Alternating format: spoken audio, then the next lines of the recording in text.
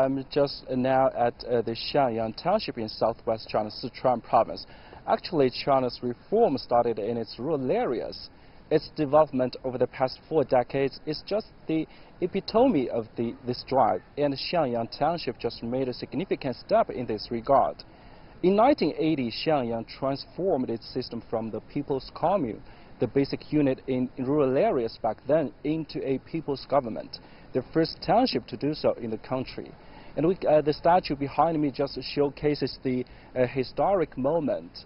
We can see that 2 local officials were they were depicted removing the signboard of People's Commune and handing up the board of People's Government. And this move has long been thought of as heralding the nationwide rural reform. We know that under the commune system, everything was shared and all labor income was equally distributed, which didn't meet the requirements of social and economic development in the early 1980s. So the establishment of a township government actually greatly motivated farmers and boosted productivity. And the impact was not just limited to agriculture. Xiangyang actually grasped the opportunity and encouraged the development of a private economy. Now the township has a total of some 300 enterprises of different sizes, with food manufacturing, electrical equipment, and paper making being some of the pillar industries. This has actually, on one hand, created considerable job opportunities for local villagers, and on the other hand, attracted more investment and personnel from outside.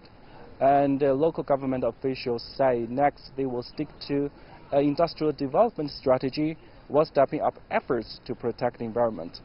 Actually, Xiangyang's reform efforts and development mode, I think, provide an example for China's vast rural areas. And during the past 40 years, we know that the so-called household contract responsibility system, which empowers farmers with autonomy in land operations, has greatly improved the people's livelihood, and it remains the basic economic system in rural areas. Now, rural development has entered a new phase. We know that China is now pushing forward its rural revitalization strategy, namely an integrated development of economy, culture, and environment, among other aspects. So I think to achieve this blueprint, local government officials need not only reform spirit, but also the know-how to find ways to develop industries suitable local conditions. Back to you, Zhongshi.